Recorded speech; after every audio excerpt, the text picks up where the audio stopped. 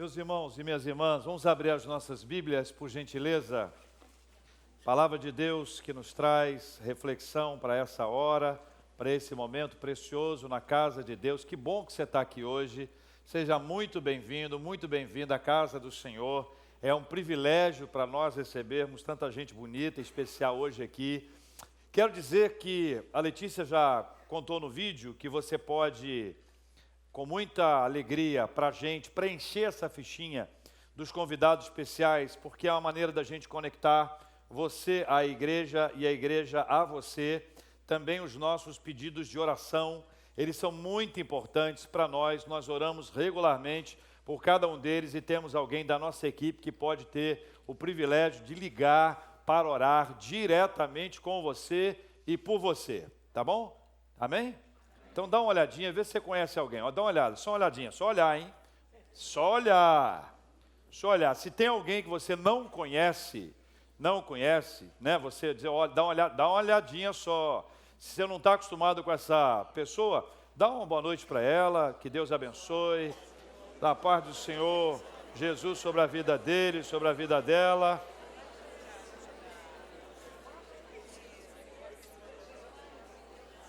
Bom, né?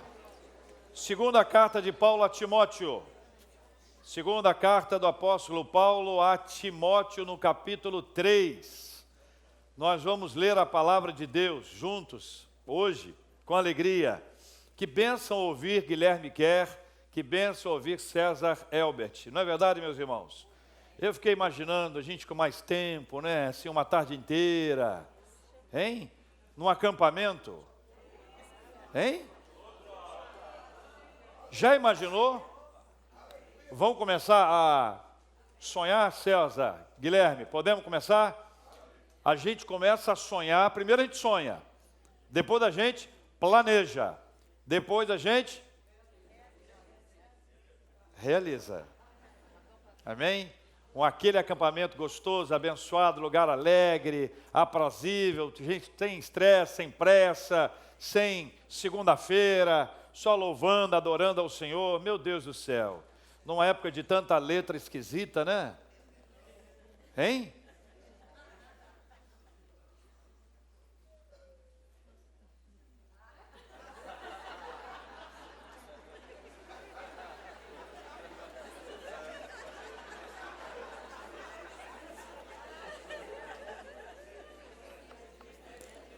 Que bom que eu não falei nada. Falei nada. Segunda carta do apóstolo Paulo a Timóteo, nós vamos ler o capítulo 3, versículos 14 a 17, é palavra de Deus para o coração de todos nós nessa noite. Tu, porém, permanece naquilo que aprendeste e de que foste inteirado, sabendo?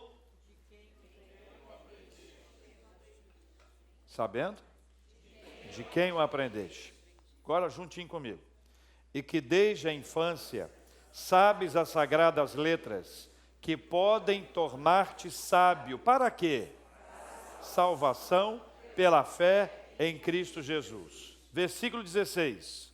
Toda a Escritura é inspirada por Deus e útil para o ensino, para a repreensão, para a correção, para a educação na justiça, a fim de que o homem de Deus seja perfeito e perfeitamente habilitado para toda boa obra. Amém. Meus irmãos e irmãs, hoje é o dia da Bíblia. Nós estamos celebrando e agradecendo a Deus pela bênção da Bíblia na nossa vida e na nossa história. Esse texto começa nesse versículo 14, trazendo para a gente algo que é muito precioso. A maneira como Deus fala conosco é simbolizada aqui pela forma como Paulo fala a Timóteo. É uma fala direta. A maneira como Paulo fala a Timóteo é tu, porém, é uma conversa direta, é uma conversa objetiva, é uma conversa clara, é uma conversa pessoal. Esta maneira de Deus falar com a gente é simbolizada pela maneira como Paulo fala a Timóteo. Deus fala com a gente diretamente. Deus tem sempre para a nossa vida uma palavra. Deus sempre se revela a nós. Ele se revela através da natureza. Ele se revela através das obras, as obras da sua criação. Ele se revela através das criaturas que se manifestam e que revelam também a glória de Deus. Ele se revela através da palavra do Senhor, porque ela é lâmpada para os nossos pés e é mais o quê? Luz para os nossos caminhos. Deus fala com a gente e a impressão que me dá, lendo esse tu, porém, é mais ou menos como aquela parada que a gente dá conversando com alguém, dizer, fulano, você está entendendo? É mais ou menos como se Paulo estivesse dizendo assim, Timóteo, está entendendo, Timóteo? Timóteo, você está entendendo? Timóteo, você está entendendo? E eu queria trazer essa fala objetivamente para os adolescentes agora. Especialmente vocês que estão hoje professando a fé em Jesus Cristo. Guardem isso com vocês. Deus sempre fala diretamente com a gente. Deus tem sempre o interesse em se comunicar conosco. Deus quer interagir e quer trazer para a gente uma palavra. A palavra que Deus traz para nós, ela é clara. A palavra que Deus tem para nós é límpida, ela é nítida. Nós podemos compreendê-la, absorvê-la. E cada palavra que Deus traz para a gente é fundamental para a nossa existência e para o nosso crescimento espiritual. Deus está conosco. Ele fala conosco. Ele fala diretamente conosco e à medida que Ele se revela a nós, nós vamos aprendendo da sua palavra. Mas veja que aqui nesse texto ele diz assim, tu porém. E toda vez que aparece uma conjunção adversativa, ela faz um contraponto. É bom a gente parar para entender sobre o que Paulo está se referindo a Timóteo aqui. Ele dá uma parada para dizer, olha, tu porém, olha, você Timóteo, você não caminha por essa via. E quando eu volto no texto, eu convido você, que você volte para o texto aqui, no capítulo 3, versículos 1 e 5, você vai observar que Timóteo está sob um fogo cruzado, Timóteo está sob ataque da cultura do seu tempo, das coisas dos seus dias. Sabe, porém, isso nos últimos dias sobrevirão tempos difíceis. Aí diz a Bíblia, leia comigo, pois os homens serão o quê? Egoístas. E mais o quê? Avarentos. E jactanciosos. E mais o quê?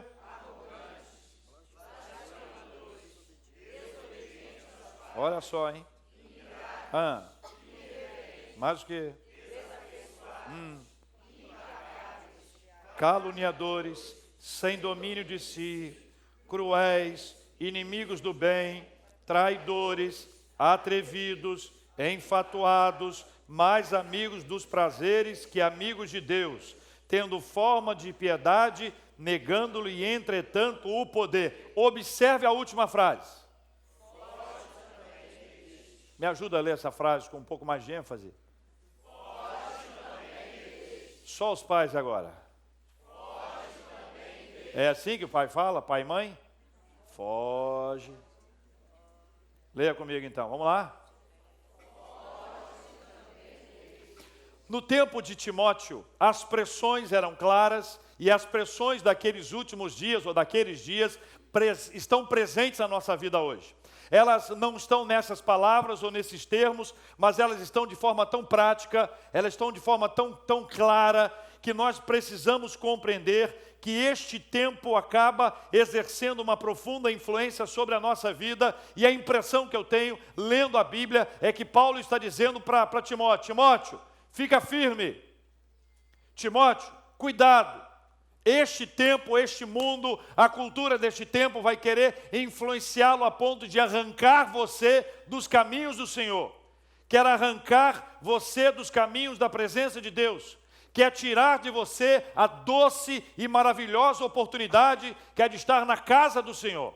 Irmãos e irmãs, essa pressão está acontecendo com a gente o tempo inteiro. Mas a adolescência de hoje sofre muito mais pressão que a sua adolescência, ainda que ela tenha acontecido há 5 ou 10 anos. As pressões desse tempo, a covardia desse tempo, as estratégias malignas, elas são tão fortes que nós precisamos estar atentos para que não sejamos levados e deixemos de lado aquilo que a palavra de Deus tem para a nossa vida. Esse texto nos fala, meus irmãos e minhas queridas irmãs, voltando lá para o texto do capítulo 3, a partir do versículo 14, quando diz: tu, porém, permanece naquilo que aprendeste e de que foste inteirado, sabendo de quem o aprendeste. Paulo diz a Timóteo: Timóteo, você não vai agir como eles. O que eles fazem? Qual é a cultura daquela época? Está descrita ali. Aí ele diz: olha, permanece, Timóteo, permanece naquilo que aprendeste. Permanece naquilo que você aprendeu, fica firme naquilo que você aprendeu desde a sua infância. E quando fala aprendestes e inteirado, a ideia é que primeiro ele aprendeu e depois ele creu. Ou seja, primeiro se aprende e depois desse aprendizado surge a convicção. A convicção é resultado do aprendizado. À medida que você tem a palavra de Deus ministrada à sua vida, e essa palavra é abraçada, ela é agarrada, e você se amarra, se abraça com esta palavra, e essa palavra se torna verdade para a sua mente, para o seu coração, ou seja, você creu. À medida que isso acontece, é o caminho mais correto para nós permanecermos firmes na presença de Deus. Longe disso, a chance da gente desviar é gigantesca. Quando nós cantamos canções assim, é possível que os mais antigos se lembrem de pessoas que cantavam com eles e hoje não cantam mais.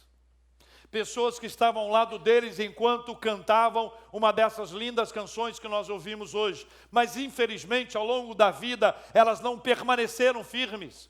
Elas, embora tenham aprendido, em algum instante esse crer foi colocado em segundo plano. E este é um processo de aprendizado da nossa vida. A Bíblia não é um livro apenas para estar aberto ou para a gente ler de vez em quando, mas é algo para ser examinado, para ser trazido no peito, para ser colocado no coração e na nossa mente como algo que vai nos conduzir e nos fazer permanecer firmes em nome de Jesus. Meus irmãos, Jesus foi tentado de uma maneira cruel e absurda, mas ele permaneceu firme no seu propósito.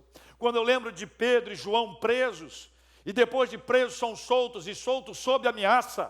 Olha, não falem mais de Jesus Cristo. E ele sai de lá dizendo como é que é esse negócio. Não podemos deixar de falar do que temos visto e ouvido. Não dá para deixar de falar. Por quê? Porque essa palavra já entrou na mente e no coração. Eu estou absolutamente convicto dela. Eu aprendi e agora estou inteirado, eu estou convicto. Ela faz parte de mim. Quando nós tomamos a nossa vida e a apresentamos dessa forma, Deus, por sua infinita graça, Ele nos coloca e nos sustenta de pé. Veja que há uma referência importante, sabendo de quem o aprendeste. O versículo 15 diz: e que desde a infância sabes as sagradas letras.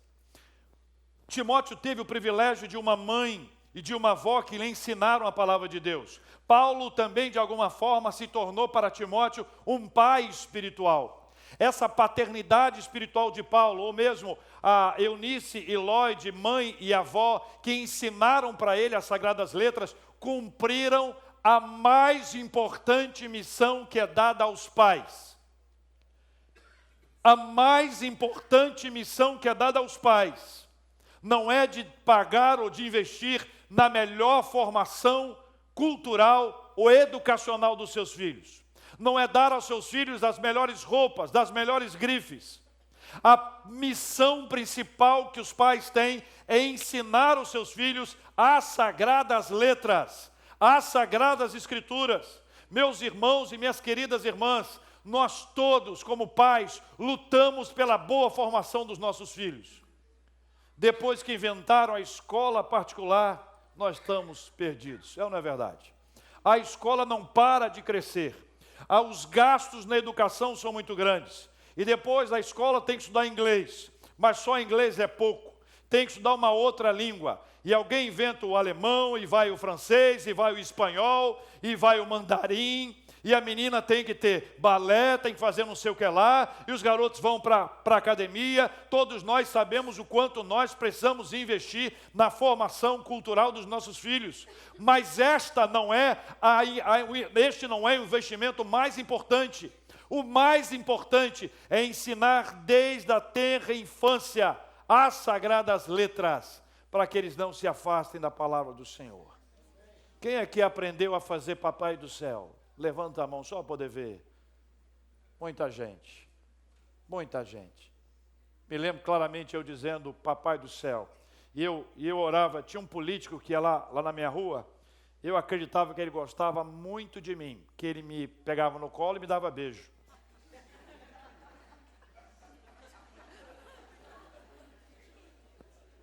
Aí ele ia lá na minha rua. E eu, quando orava, dava o nome dele completo. Olha como o homem era bom, né? Até a criança falava o nome dele.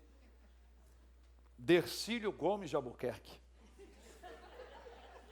Isso tem mais ou menos... Eu era bebê.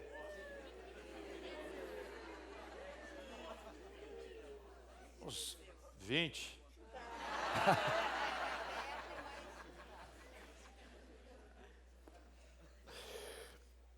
Papai do céu. Quando nós aprendemos a dizer Papai do céu, nós aprendemos a chamar Deus de Pai. E ao aprender a chamar Deus de Pai, ainda que a gente não tenha um conhecimento teológico suficiente, ao longo da vida essa relação vai ser muito mais suave. Quando nós caminhamos com Jesus Cristo desde a nossa infância, nós aprendemos a chamar Deus de Pai e a ter um relacionamento com Ele. Relacionamento com Deus é algo desenvolvido, é na caminhada. Relacionamento com Deus nasce na palavra. Relacionamento com Deus, ele vem nos momentos difíceis e complicados da nossa vida, porque é aí que ele se manifesta de maneira mais concreta, mas ele também está nos momentos de alegria, de celebração, de festa, quando nós agradecemos a Papai do céu. Quando nós aprendemos a orar, nós começamos a compartilhar com Jesus Cristo todos os assuntos. Hoje, mais cedo, na reunião do conselho com os adolescentes, a gente estava conversando com eles sobre esse assunto. Como é bom poder falar com o Papai do céu sobre qualquer assunto. Uma garota, um garoto, um fora, uma tristeza, um problema na escola, se é que alguém passa por isso aqui entre nós. Uma questão qualquer da nossa vida que nós podemos compartilhar com Jesus, compartilhar com o nosso Deus, porque nós aprendemos com Ele. E essa ideia é uma ideia tão maravilhosa que Deus nos traz na sua palavra, que chega a nos trazer o entendimento de que esta palavra, este ensinamento, esta instrução, pode nos tornar sábios para aquilo que é o mais importante da nossa vida. Leia comigo, versículo 15. Que podem tornar-te sábio para...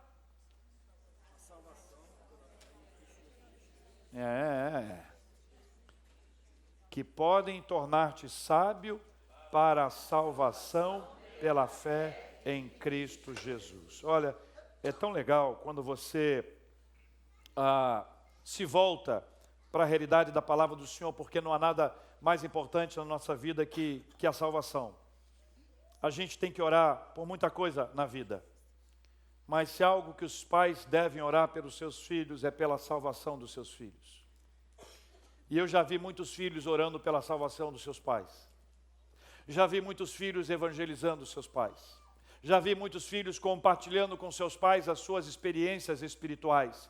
E à medida que os pais olham para os seus filhos e percebem que ali existe uma convicção, que existe verdade naquela fala, que existe um comportamento compatível com aquele seu discurso, há numa casa, numa família, um derramar especial dessa presença de Deus. A salvação é obra da graça de Deus por nós. A salvação é pela fé e ela só acontece em Cristo Jesus. Aí chega o versículo 16 e o versículo 17. E ela fala sobre a Escritura. Aniversariante de hoje. Leia comigo. Toda a Escritura é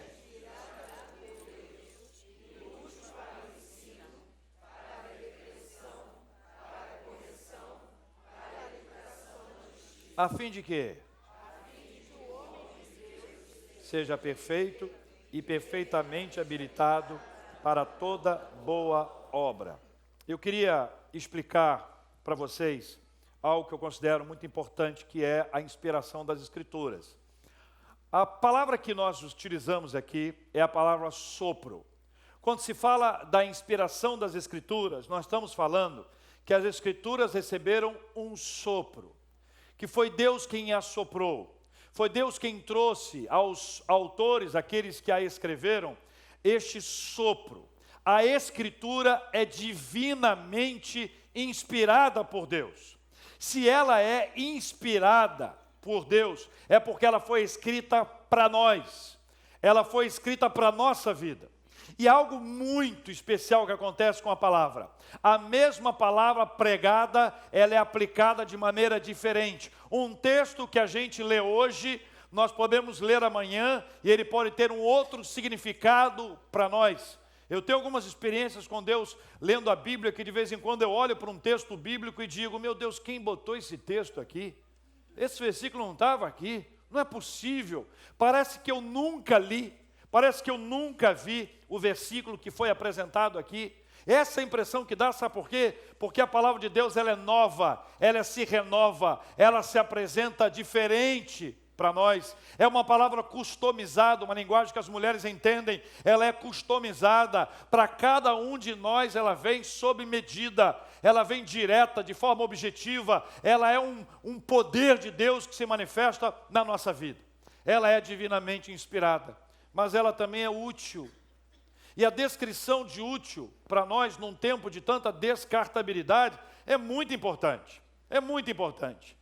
Quem é aqui que já teve um celular tijolão? Levanta a mão só para poder ver. Pode baixar que você deve estar cansado. Quem pegava o tijolão, ó, e colocava assim, igual está o microfone aqui. Quem ia para o restaurante e pedia para o amigo ligar. Liga para mim, mais ou menos 8h30. 8h30 ia para o restaurante. Chegava lá 8h05, para não ter dúvida. 8h30, alô, oi, ah, sim. E atendia o telefone só para dizer que tinha um celular. Não vou perguntar quem fez isso. Vou perguntar quem fez isso. Mas é possível que alguns de vocês utilizaram o Walkman. A média aqui está alta. A média de qualidade, a média de beleza. Fita cassete.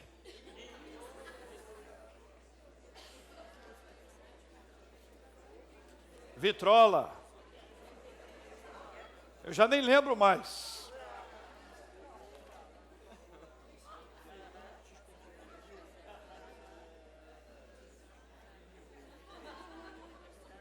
Também?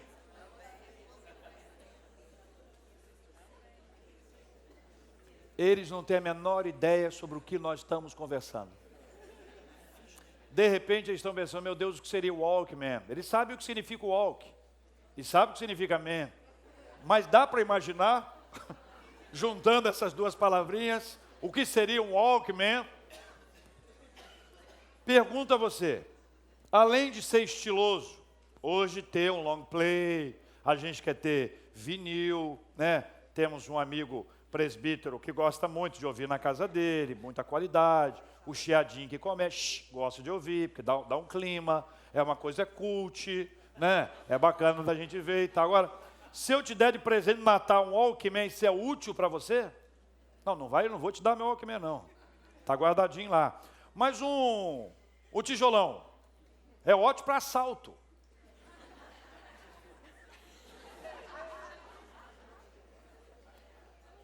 O conceito de útil mudou.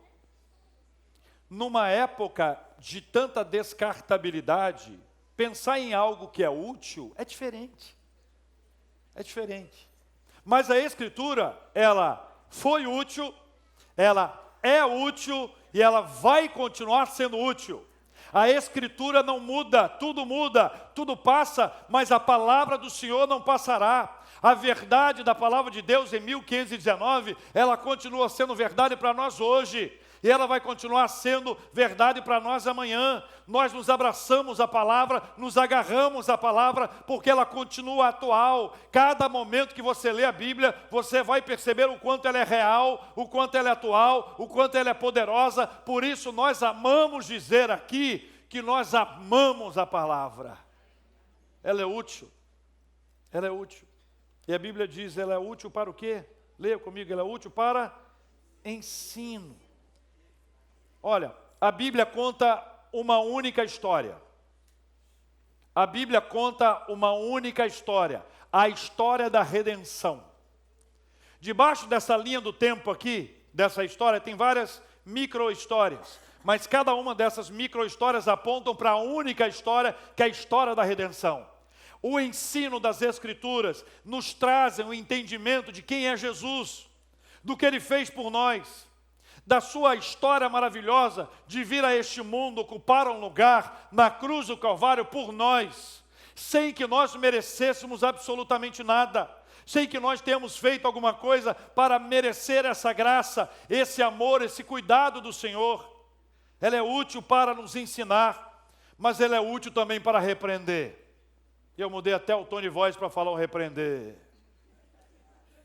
porque nenhum de nós gosta de ser repreendido. Nós gostamos de elogio.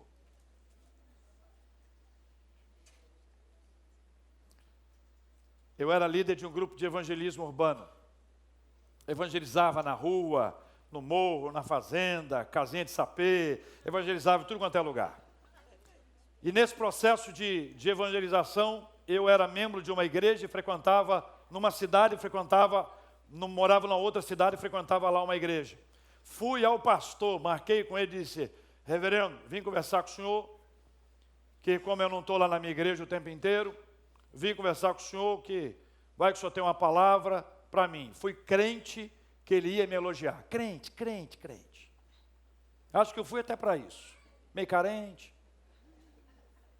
Aí eu disse para ele assim, disse isso, ele olhou para mim e disse assim: foi bom você tocar nesse assunto. Se começou assim, o que você acha que vai acontecer? Já me arrependi de ter ido, né? Aí ele me diz assim: olha, eu soube que você dirige o louvor como um animador de auditório. Logo eu era radialista há pouco tempo, já tinha ali uns 5, 6 anos de rádio. E eu pensei comigo, ele nem viu. Alguém contou para ele. E eu, na minha fúria, pensei em dizer para ele: reverendo, quem falou para o senhor? O senhor estava lá? O senhor viu? Mas eu não fiz isso por um motivo simples. O Espírito Santo me disse que ele estava certo e eu errado. Olha que raiva. Ele estava certo, eu estava errado. Eu estava dirigindo louvor como animador de auditório. Eu não podia ver ninguém sentado. Ei, vamos levantar, vamos louvar o Senhor. E era um animador de auditório. O meu entendimento de louvor era que tinha que estar todo mundo de pé, batendo palma, no mesmo ritmo, alegre e de preferência saltando. E se aparecesse alguém com qualquer problema na coluna, eu nem sabia que isso podia acontecer com qualquer pessoa, inclusive comigo. Um dia. Aí eu disse para ele assim: reverendo, o senhor está certo. E daquele momento em diante, Deus mudou a minha maneira de ver a ministração do louvor e de realizá-la. Para a surpresa de muitos membros da nossa igreja, eu já dirigi louvor por muitos e muitos anos. Não era lá essas coisas, mas eu trabalhava firme. Útil para a repreensão. Às vezes você precisa de um puxão de orelha. Às vezes você precisa ser repreendido do seu ato, porque você está muito cheio de si. Você está achando que você está certo, está achando que está arrebentando. Aí vem a palavra do Senhor, é aquilo que nós evangélicos chamamos de cajadada. E alguém vem com a cajadada. Tem hora que a palavra é pregada e a pessoa fala até assim, ó. Mas não é a intenção do pregador. É a palavra do Senhor que tem que nos repreender, ela tem que nos disciplinar. Nós não acertamos o tempo inteiro, nós precisamos de orientação e de correção, e a correção vem na sequência, na mesma medida que o Senhor vem e nos mostra que a palavra dele é útil para ensinar, é útil para repreender, diz que também para corrigir. Deus não apenas nos dá esse lado negativo, que é o de repreender, mas ele também nos mostra o caminho. Qual é o caminho?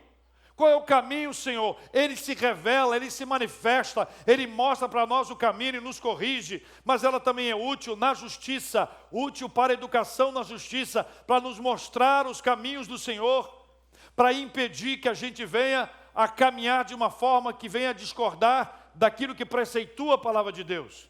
Nós aprendemos a seguir após Jesus Cristo. E não há caminho melhor para nós. Não há alternativa de vida melhor do que essa, do que seguir após Jesus Cristo. Paulo termina dizendo para Timóteo nessa perícope aqui, a fim de que o homem de Deus seja perfeito e perfeitamente habilitado para toda boa obra. Tudo vai ser consequência desses passos anteriores. Tudo na nossa vida é consequência da nossa decisão por Jesus. Tudo na nossa vida é resultado do conhecimento da palavra. Tudo é resultado daquilo que nós aprendemos e daquilo que nós permanecemos firmes, firmados na palavra de Deus. Venha vento, tempestade, venha chuva, venha qualquer outra coisa, mas se a sua vida estiver edificada sobre a rocha, ela permanecerá de pé. Nós passamos por tempestades na nossa vida. Nós passamos por ventos, mas ventos fortes. Nós passamos até pelo vale da sombra da morte. Mas o Senhor continua ao nosso lado e abraçado com o Senhor, nós vamos caminhar firmes na presença dEle. E tudo isso, meus irmãos e minhas queridas irmãs, parte de um princípio poderoso e maravilhoso, que é o princípio da palavra de Deus. Meus queridos adolescentes, aprove a Deus que a recepção de vocês fosse no dia da Bíblia. E essa é uma data que ficará marcada para vocês para sempre. A palavra de Deus, ela nos ensina. Tu, porém, ainda que digam para vocês uma série de coisas que vocês já sabem, que são contrárias à Bíblia, permaneçam de pé. E vocês terão uma igreja orando por vocês, amém, irmãos? Amém. Vocês terão uma igreja que vai suportá-los em oração. Uma igreja que vai ajudá-los a crescer nos caminhos do Senhor. Tu, porém, permanece, fica firme, não se desvie, não largue. Tome a Bíblia e examine as Escrituras. Leia a palavra de Deus diariamente. Conheça a palavra de Deus. Se o pastor pedir para abrir em Sofonias, Obadias, Judas. Ah, pastor, Judas, está lá. A palavra de Deus é útil para o ensino, para a repreensão, para a correção, para a educação na justiça, a fim de que todo homem, toda mulher, todo adolescente seja perfeitamente habilitado para toda boa obra. Minha palavra agora é para quem não é adolescente. Temos alguns hoje aqui.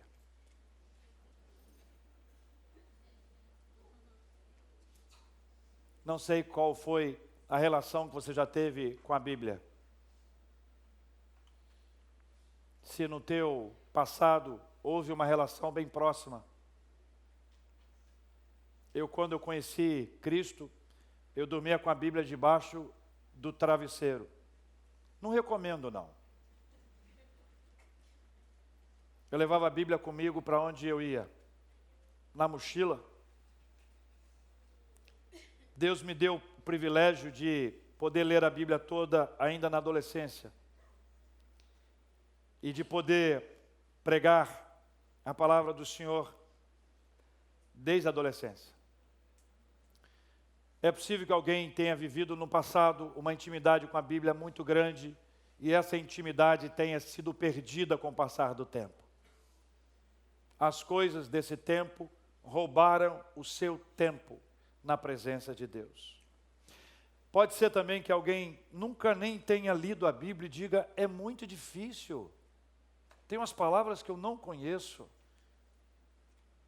Olha, tem tantas versões simples para você ler. Mas há um farol que é capaz de abrir a sua mente, iluminar a sua mente a ponto de fazer você conseguir compreender o que ela nos traz, o que ela nos fala. Hoje de manhã eu lembrei uma frase do apóstolo Paulo: o Evangelho é o poder de Deus.